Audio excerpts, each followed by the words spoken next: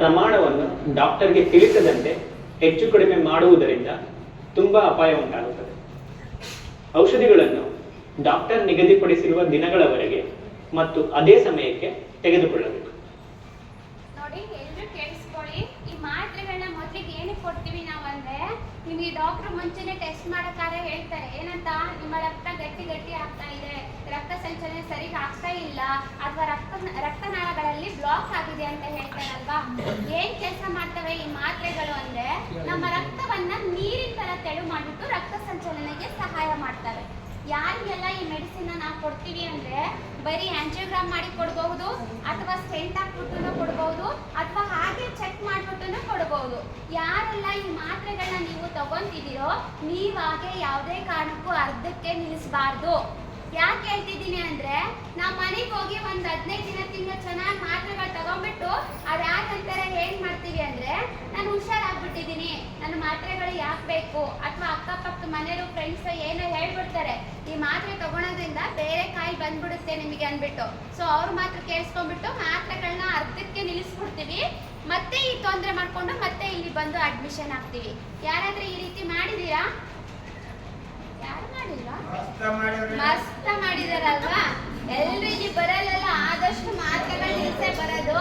ಕೇಳಿಸ್ಕೊಳ್ಳಿ, ಇವು ಮಾತ್ರೆಗಳು ನಿಮ್ಮ ಜೀವ ಉಳಿಸುವಂತಹ ಮಾತ್ರೆಗಳಾಗಿರುತ್ತೆ. ಯಾವುದೇ ಕಾರಣಕ್ಕೂ ಅರ್ಧಕ್ಕೆ ನೀವಾಗೆ ನಿಲ್ಲಿಸಬಾರ್ದು. ಡಬಲ್ ಡೋಸ್ನು ತಗೊಬಾರ್ದು. ನಾವೇನ್ ಮಾಡ್ತೀವಿ ಅಂದ್ರೆ, ಬೆಳಿಗ್ಗೆ ತಗೊಳೋದು ಮರ್ತೋಗ್ಬಿಟ್ರಿ ಅಂದ್ಬಿಟ್ಟು ಒಬ್ಬೊಬ್ರು ಏನ್ ಮಾಡ್ತಾರೆ, ರಾತ್ರಿ 2 ಮಾತ್ರೆಗಳು ತಗೊಂತಾರೆ. ಆಗ ಸಹ ಮಾಡಬಾರ್ದು. ಎಲ್ಲೇ ಹೋಗಿ ನಿಮ್ಮ ಮಾತ್ರೆಗಳನ್ನ ಜೊತೆಗೆ ತಗೊಂಡೋಗ್ಬೇಕು. ಏನೋ ಎಮರ್ಜೆನ್ಸಿ ಕೆಲಸ ಬಂದ್ಬಿಡುತ್ತೆ ಅಂದ್ರೆ ಪಕ್ಕದೂರಿಗೆ ಹೀಗೆ ಹೋಗ್ಬಿಟ್ಟು ಸಂಜೆ ಬಂದ್ಬಿಡ್ರ ಅಂತ ಹೋಗ್ತೀವಿ. ಕಾರಣಾಂತರದಿಂದ ಆ ದಿನ ನಮಗೆ ಬರಕ್ಕಾಗಲ್ಲ. ಅವಾಗ ಏನಾಗುತ್ತೆ, ಮಾತ್ರೆಗಳೆಲ್ಲ ಡೋಸಸ್ ಎಲ್ಲ ಮಿಸ್ ಆಗ್ಬಿಡುತ್ತೆ ಅಲ್ವಾ. ಸೊ ಅದಕ್ಕೋಸ್ಕರ ಎಲ್ಲೇ ಹೋಗಿ ಮಾತ್ರೆಗಳನ್ನ ಜೊತೆಗೆ ತಗೊಂಡೋಗಿ. ಇನ್ನೊಂದು ಇಂಪಾರ್ಟೆಂಟ್ ಕೇಳಿಸ್ಕೊಳ್ಳಿ, ಡಿಸ್ಚಾರ್ಜ್ ಆಗೋ ಮುನ್ನನೇ ಇಲ್ಲಿ ಕೇಳ್ಕೊಂಡು ಹೋಗ್ಬೇಕು.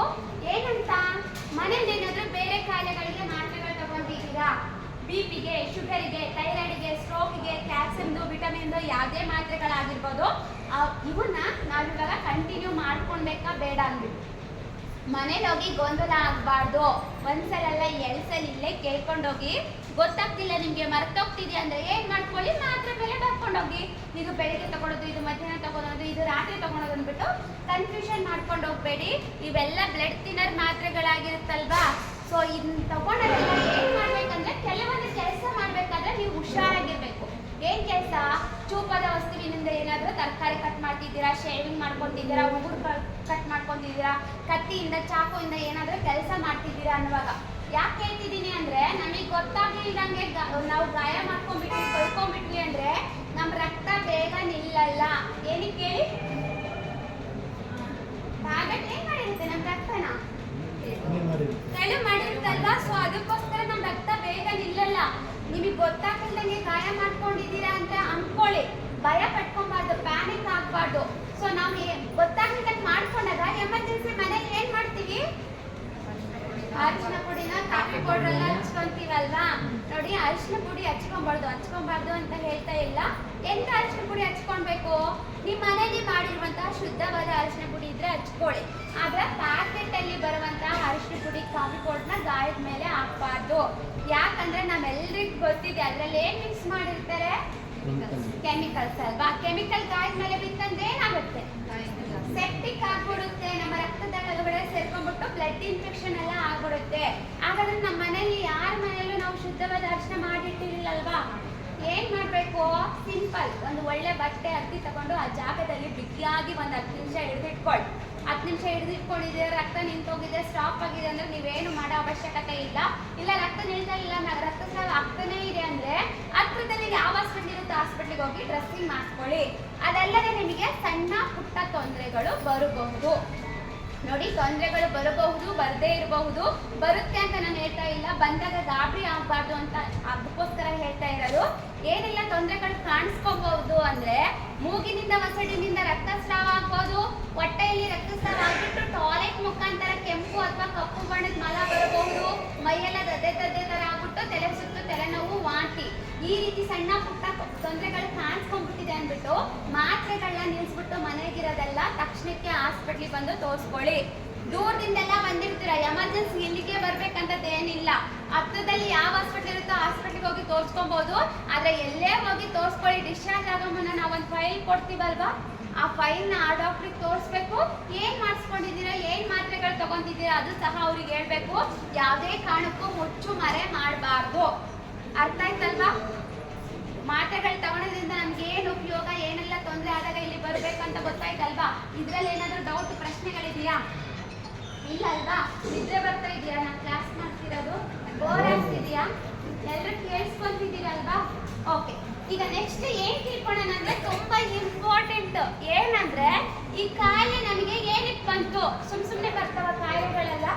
ಎಲ್ಲದಕ್ಕೊಂದು ಕಾರಣಗಳಿರುತ್ತೆ. ನಾವಾಗೆ ಮಾಡಿಕೊಳ್ಳುವಂತಹ ಕಾರಣಗಳು ಏನು ಅನ್ನೋದ್ರ ಬಗ್ಗೆ ತಿಳ್ಕೊಳ್ಳೋಣ.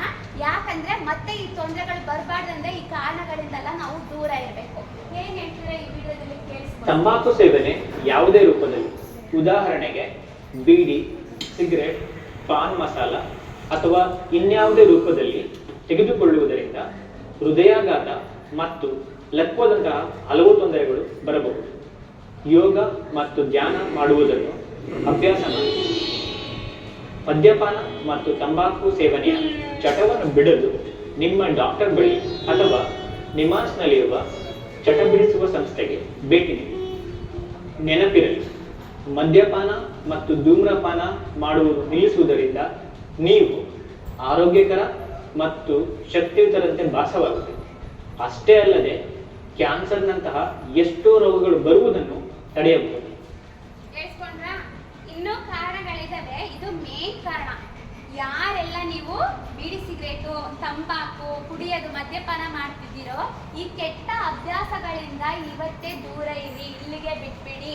ಯಾಕೆ ಹೇಳ್ತಿದ್ದೀನಿ ಅಂದ್ರೆ ಇವನ್ ಮಾಡೋದ್ರಿಂದ ಬರೀ ನಮ್ಗೆ ಹಾರ್ಟ್ ಅಟ್ಯಾಕ್ ಅಷ್ಟೇ ಅಲ್ಲ, ಸ್ಟ್ರೋಕ್ನ ಆಗುತ್ತೆ, ಕ್ಯಾನ್ಸರ್ ಅಂತ ಮಾರಕಗಳು ರೋಗಗಳನ್ನು ಬರುತ್ತೆ. ಇದು ಬರೀ ಮಾಡೋರಿಗೆ ಬರಲ್ಲ. ಈಗ ನೋಡಿ, ಉದಾಹರಣೆಗೆ ನಾನೇ ಬೀಡಿ ಸಿಗರೇಟ್ ಸೇರ್ತಿದ್ದೀನಿ ಅಂತ ಅನ್ಕೊಳ್ಳಿ. ನಾನು ಏನ್ ಮಾಡ್ತೀನಿ, ಅರ್ಧವಾಗಿ